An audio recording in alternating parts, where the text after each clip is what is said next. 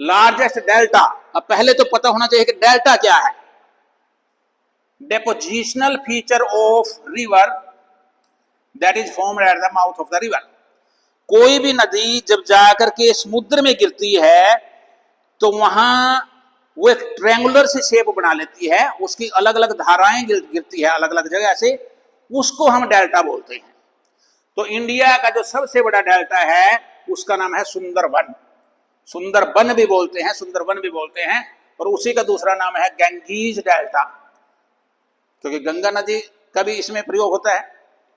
कहाँ है ये सुंदरबन? वेस्ट बंगाल में है।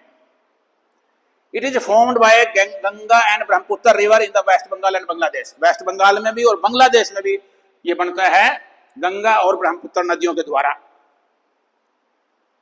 जो डेल्टा है, अब आपको लगेगा कि नदी वहां गिरती है तो सारा पानी है, ऐसा नहीं है। उसी में जंगल भी बन जाता है, बहुत से वृक्ष हैं वहां, तो वहां एक जंगल है और उसमें वो क्या है, home to many species including Bengal tiger. जो बंगाल टाइगर सुना होगा नाम, वो वहां पाया जाता है सुंदरबन डेल्टा में। यूनेस्को वर्ल्ड हेरिटेज साइट भी है ये, 1987 में बन गई थी। यूनेस्को ने इसको वर्ल्ड हेरिटेज साइट घोषित किया 1987 में। अब यूनेस्को क्या है ये भी पता होना चाहिए। यूनेस्को की फुल फॉर्म है United Nations Educational Scientific and Cultural organisation.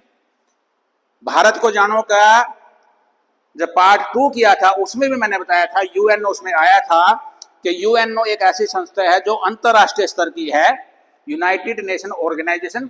उसके 6 मुख्य अंग है, साथ साथ उसकी बहुत सी एजेंसीज है। तो यूनेस्को उसकी एक एजेंसी है। ये किन क्षेत्रों में काम करती है? एजुकेशनल शैक्षणिक क्षेत्रों में काम करती है, साइंटिफिक वैज्ञानिक क्षेत्र में काम करती है, कल्चरल जो सांस्कृतिक क्षेत्र है। तो अगर यूनेस्को को लगता है कि कोई स्थान इतना इंपॉर्टेंट है कि वो विश्व की, वर्ल्ड हेरिटेज का मतलब क्या है? विश्व धरोहर, कि वो स्थान इतना इंपॉर्टेंट है कि वो हमारी आने वाली पीढ़ियों को भी उसके बारे में पता चलना चाहिए, तो ये उस स्थान को वर्ल्ड हेरिटेज साइट घोषित कर देती है। फिर उसका पूरी तरह से संरक्षण किया जाता है ताकि उसमें किसी तरह का कोई भी नुकसान ना हो सके।